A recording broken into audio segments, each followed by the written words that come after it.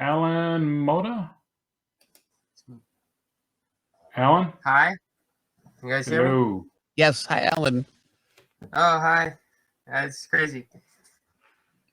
What's crazy? So I'm gonna. I mean, I live in Brazil, so we don't have like conventions or anything like ever. Oh, So gotcha. this is like. Can you see the screen? We used to have conventions. Yeah, there was a time.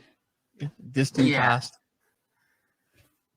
This is our convention now. Is the screen sharing now? Let's see. I Yes. see. Yep, but you gotta switch it to your art. You got our main screen up there. You know what I mean?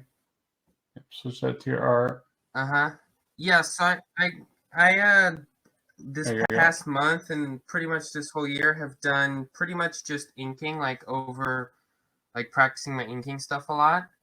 And I did this one here, which is David Finch's Dragon Ridge. Yeah, I like it. I like what you've drawn here, but the way she's leaning over her leg isn't natural, and the arm's kind of too lean far back.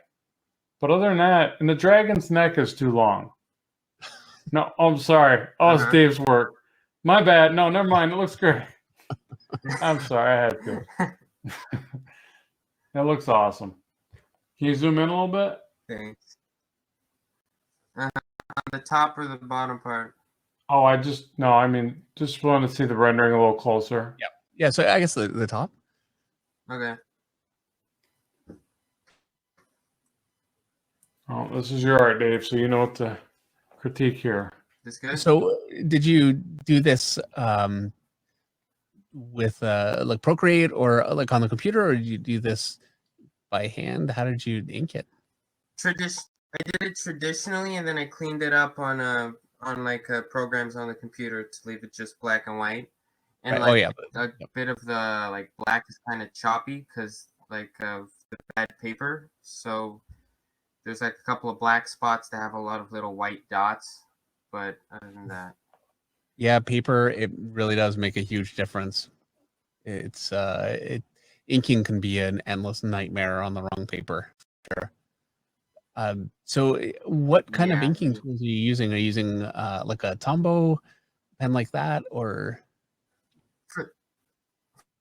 For this one, this is kind of like an older one I did in January, and now I've been doing just with a Micron, not even Micron, it's Unipin.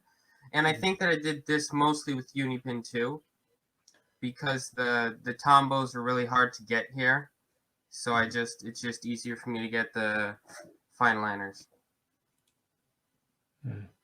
Yeah, it's it looks good. I feel like there are a few line weight things that I would point out. Just the line weights along the tops of forms can be a little bit heavy. Ideally, what I like to do is, if I've got a light source, and this one, the light would be kind of coming from the left and the top. So things pointing toward that would have a thinner line along the top portions, and then the undersides would be a little thicker. So there's that. Yeah, I think that a problem that I have is that I'm really just too lazy to switch in between the thick one and the thin one. So then I end up just doing it with the thick one, and it's too much. But yeah, definitely. Yeah, I do that when I ink. Actually, I end up, and I am so lazy that if I'm using a tiny little pen, I won't switch to a thicker pen to make my life easier, because I get into a mode, and so then I'm trying to fill this big area with a tiny little pen, and I'm there, like, I finally shake my head and go, "What am I doing?" I switch. Yeah. So I would definitely say, yeah, you want to switch to some smaller pens, quite a bit more, because not just in the holding line, but in some of the rendering, it has a bit of a uniform thickness that, I think it's got a nice organic feel. And the rendering is working, with the form, but it could use a little bit more subtlety. Gotcha. Yeah, no, same thing. That's what I was thinking. I was almost feeling like if there was more fine line work in there, that it would read a lot better. in replace of some of the medium lines. Almost like there's too much medium Yeah. line work or something. So you have another one? Gotcha. Yeah.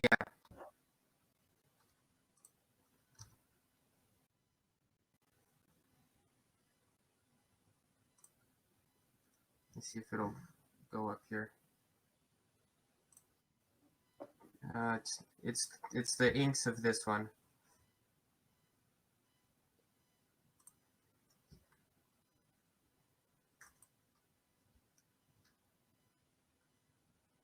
Yeah, I'm sorry, my computer's pretty slow, like, but I think that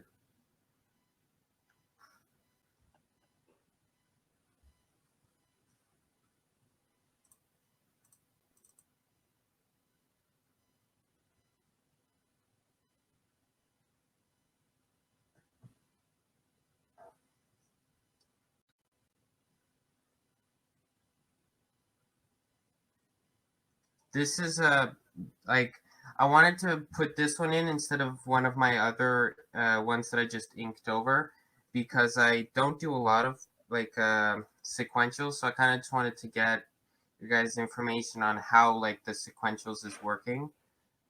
And yeah, in this one I penciled too, so this is like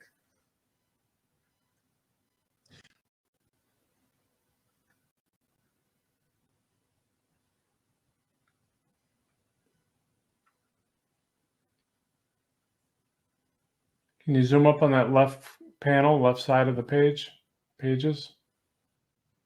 Here, right there. here. To your left, yeah. It's just hard to kind of make out everything. I'm just trying to see. Okay, is that a...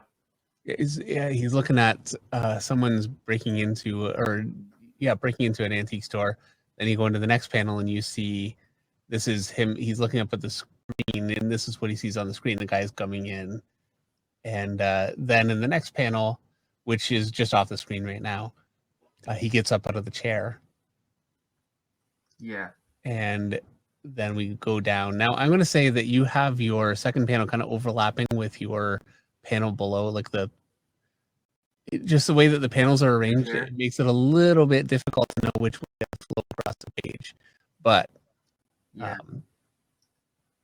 and so yeah, it's I would say with the first panel you see the antique store, you see the entrance, and then the second panel it doesn't flow from that first panel as well as it could. Like it's a different shot. I think if you want to show that it's a security camera shot, and then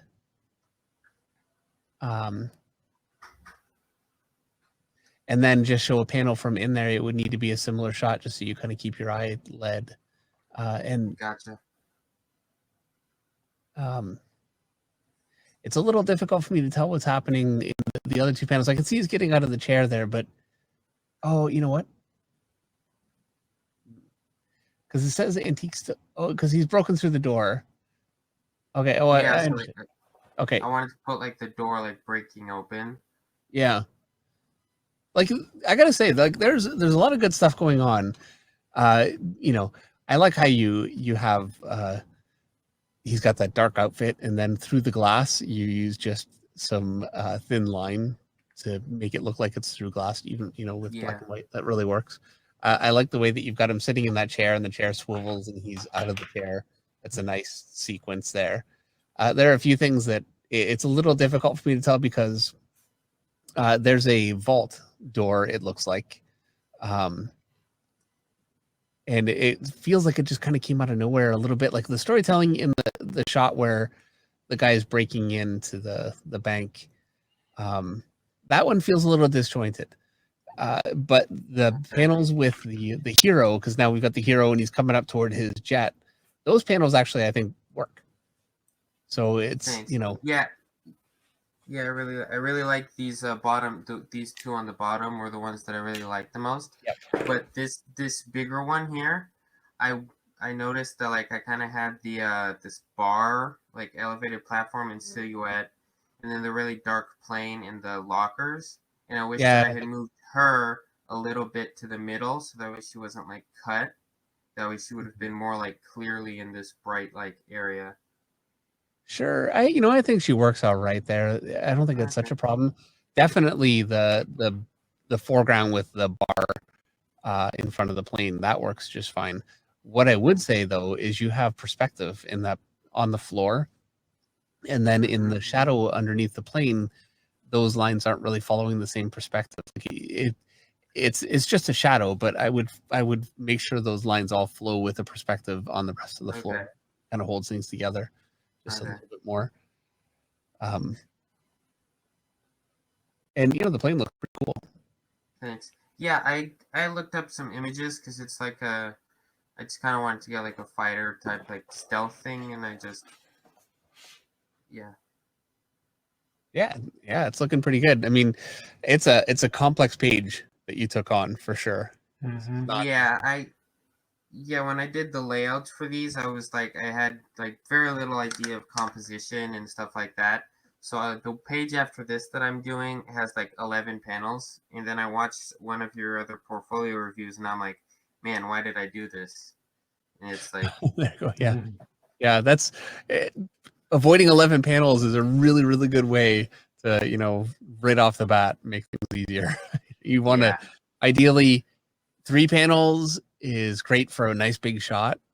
4 panels is good. 5 panels is I think the sweet spot for a storytelling page. That doesn't have like a big, anchor panel. 6 panels, things start to get a little small. Anything more than that, unless you have little inset panels, that's fine. 7, 8 panels if they're tiny little insets, but if they're actual panels that depict anything, like even a face, it's too small. 6 panels max. Yeah, it's that I usually draw pretty much everything on a half of the normal like 11 by 17 kind of. So I thought that when I went to the 11 by 17, it would be like I'd be able to draw more stuff, but I think I overdid it. And yeah, well, you have to do it to find out. Yeah. There's nothing worse than writers that decide they want to do the like 9-panel grids. Hey, I'm going to do a 9-panel grid for the whole comic. It's like a way of saying that I just want to be a writer that writes books. And why am I in comics at all? Because I hate artists, clearly. Nice. All right, well, looks good, man. I think you got, I don't know what it is. It's giving me like some old Mad Magazine vibes, the way that you inked it. But I got to say it's a compliment because I loved Mad Magazine. So thanks. Some of those illustrations were awesome. Thank you. I shouldn't say was. They probably still have it, right? Mad Magazine's still going? I don't know. I think so. But nice rendering style on these. So thanks very much for showing up and showing your work. We appreciate it. Alan? Thanks. All right, take care, Alan. Bye. Yeah, bye-bye. I'll see you on the stream. Oh, yeah. Oh, yeah.